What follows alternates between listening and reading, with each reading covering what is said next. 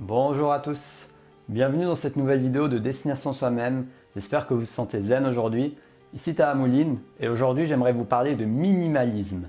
À quel point le minimalisme peut influencer votre vie et j'aimerais partager avec vous ma définition du minimalisme et quel est l'état d'esprit à adopter justement pour pouvoir vivre d'une manière beaucoup plus minimaliste. Parce que c'est un mouvement qui est, depuis ces dernières années, qui est vraiment en développement. Et je sais pas, je pense que vous avez déjà dû entendre parler du minimalisme justement. Et justement dans ma vie, en fait, moi je ressentais l'envie d'aller vers ce genre d'approche, mais pas complètement comme je vous l'ai expliqué dans cette vidéo. Parce qu'en fait, on vit dans une société, on est au XXIe siècle où on est dans une société de consommation en fait. On est dans une société de consommation qui valorise énormément avoir plus, acheter plus, encore plus, plus. En fait, ça valorise une accumulation, une grande accumulation d'objets, une grande accumulation de réussite, une grande accumulation de tout. Est-ce que vous avez déjà ressenti ça dans votre vie? Que, avec le marketing, les publicités, qu'on vous incite à toujours consommer plus, aller plus, avoir plus, avoir plus. Je pense que oui en tout cas, parce que si vous vivez dans la même société que moi, en général, à part si vous êtes isolé dans une forêt et que vous vivez dans la nature, mais en principe, vous êtes aussi dans cette société et vous devez vous rendre compte de cette tendance. Donc allons voir ça ensemble maintenant.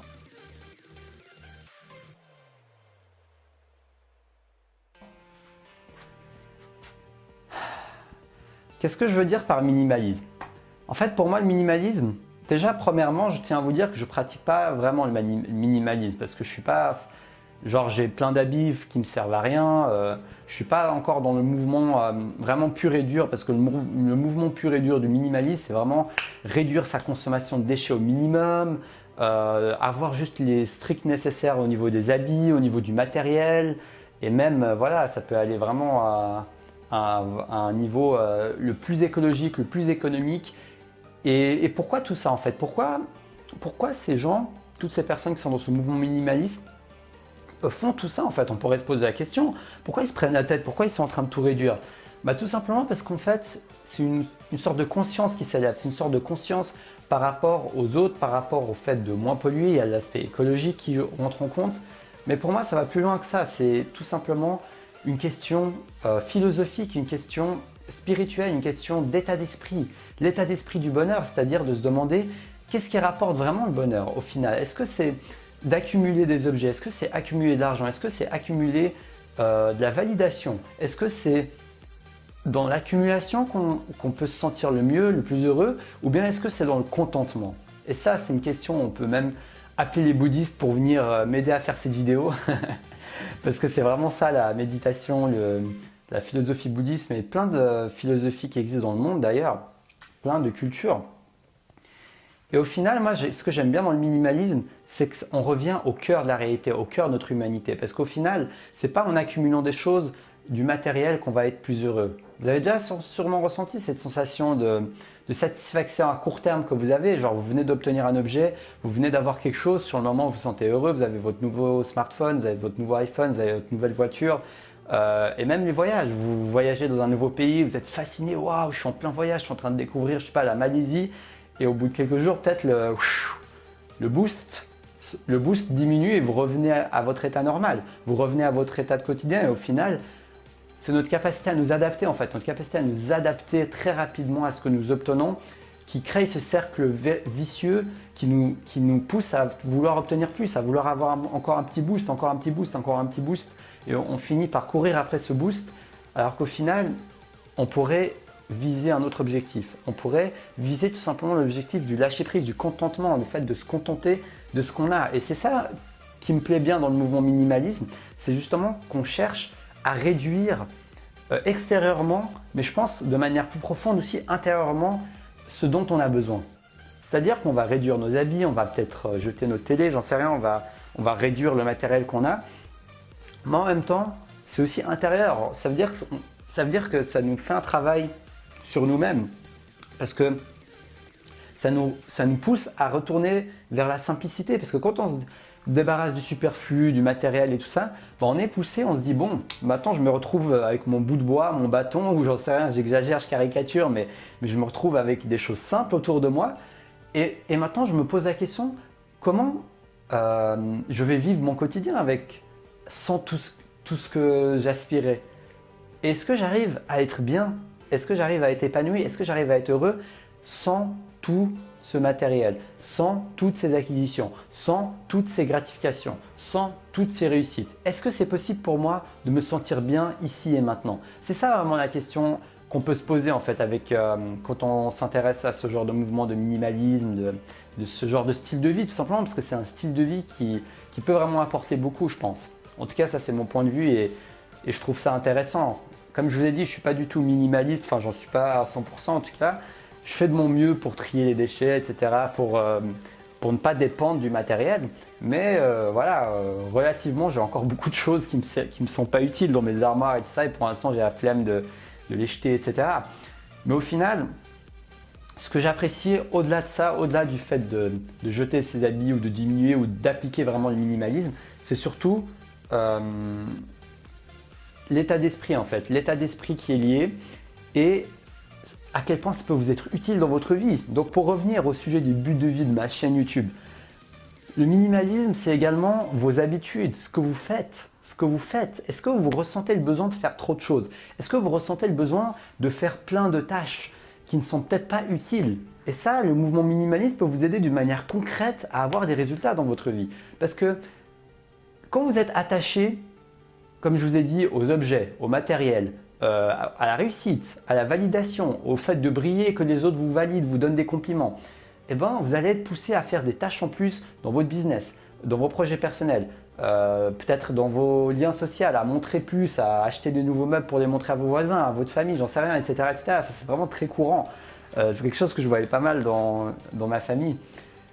Et donc, qu'est-ce que ça va faire? Ça va engendrer que si vous voulez acheter toutes ces choses, si vous voulez avoir la possibilité d'avoir la validation, le compliment des autres, ça va vous pousser à faire plus de choses que vous n'auriez pas fait si vous n'étiez pas attaché à ça, si vous n'étiez pas attaché à la validation, si vous n'étiez pas attaché au fait de gagner beaucoup d'argent, au fait d'avoir tout ce matériel, au fait d'avoir ce confort, au fait d'avoir ce style de vie, au fait d'accumuler tout ça. Si vous n'étiez pas attaché à tout ça, eh ben vous ne l'aurez pas fait. Et qu'est-ce que ça fait? Si vous réussissez à vous détacher de ça, si vous réussissez à avoir un état d'esprit un peu plus minimaliste, ça vous donne beaucoup plus de liberté, ça vous donne beaucoup plus de flexibilité et vous êtes beaucoup plus authentique dans ce que vous faites dans votre vie. Vous êtes beaucoup plus libre. En plus, ça vous dégage du temps qui vous permet de le remplir avec des choses que vous avez sincèrement envie de faire.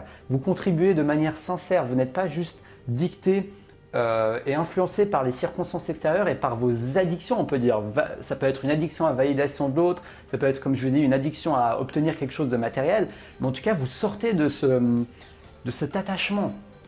Et quand vous sortez de cet attachement, vous brillez. Vous brillez sincèrement, vous faites les choses que vous avez sincèrement envie de faire, d'accomplir, d'avancer, d'évoluer et sans forcément être poussé par peut-être l'influence de la société, votre conditionnement, votre état d'esprit, votre envie d'avoir encore plus de bouffe, plus de voitures, plus d'objets, plus de voyages, plus de bonheur. En fait, c'est une quête sans fin. C'est une quête sans fin et je ne vous dis pas que je ne suis pas dedans, dans ce cercle vicieux. Parfois, je suis dans ce cercle vicieux moi-même. Mais en tout cas, je remarque que plus je travaille sur moi-même et plus je sors de ce cercle vicieux et plus je me reconnecte vers une part de moi-même où je me sens plus heureux, une part de moi-même où je me sens plus satisfait de ce que j'ai, une part de moi-même où même si je suis en pleine évolution dans mon business, en train de faire ces vidéos, en train de faire évoluer un business, où je me sens tout simplement heureux ici et maintenant de vous tourner cette vidéo. Peu importe que mon business ne soit pas encore lancé, qu'il soit lancé où il en est, ou que je sois millionnaire ou j'en sais rien.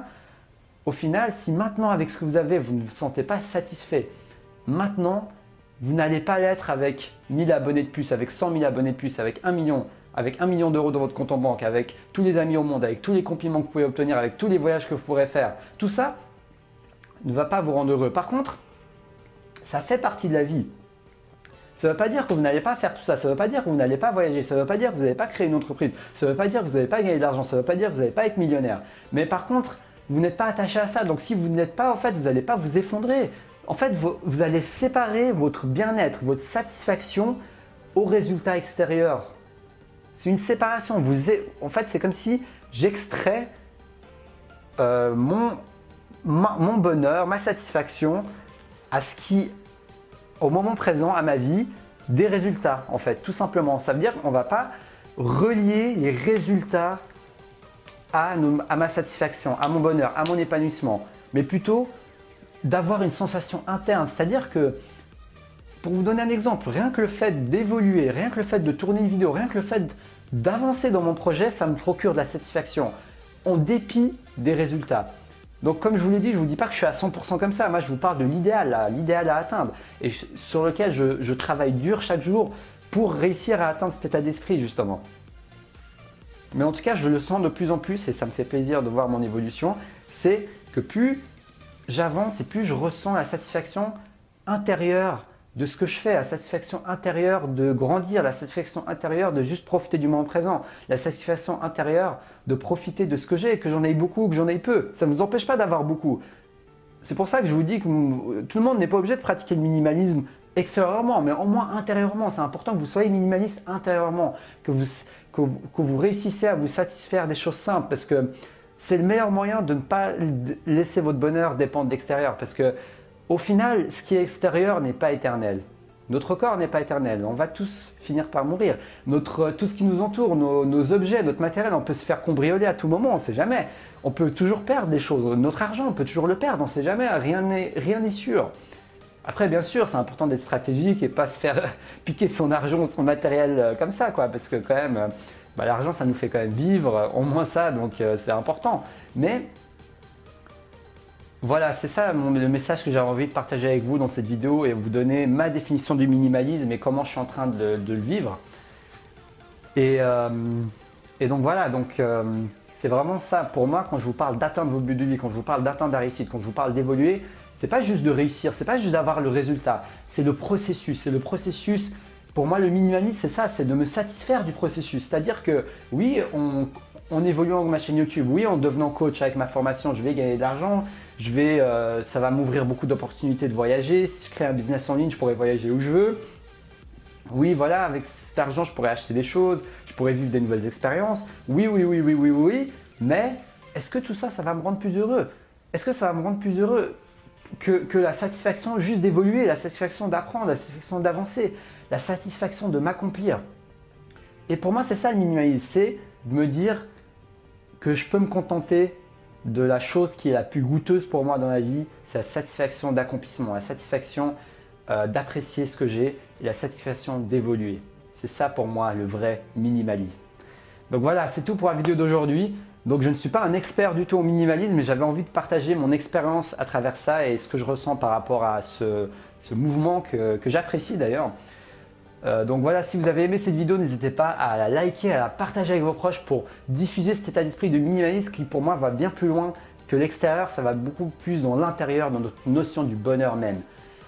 N'hésitez pas à vous abonner à ma chaîne YouTube, je fais une vidéo du lundi au vendredi en ce moment, je suis passionné par ce que je fais, j'aimerais vous aider à vous discipliner, à atteindre vos buts de vie, à agir, à ressentir ce sentiment d'accomplissement qui est intérieur comme je vous l'ai dit. Donc n'hésitez pas à me suivre. Et si vous êtes intéressé par une formation de coaching, je suis en pleine formation offerte, des heures de coaching offertes. Contactez-moi par email et je vous redirai. Il y a également ma formation Comment vaincre la peur de l'échec qui est offerte, où je vous aide par vidéo, je vous coach littéralement pour dépasser cette peur qui vous empêche d'agir. Donc merci à tous d'avoir regardé cette vidéo. N'hésitez pas à me dire dans les commentaires si vous pratiquez le minimalisme et qu'est-ce que vous pensez du minimalisme parce que tout avis est le bienvenu et je trouve que c'est un sujet super intéressant. Donc voilà, merci à tous, je vous souhaite une belle journée ou une belle soirée et puis je vous dis à la prochaine pour une prochaine vidéo. Restez passionnés.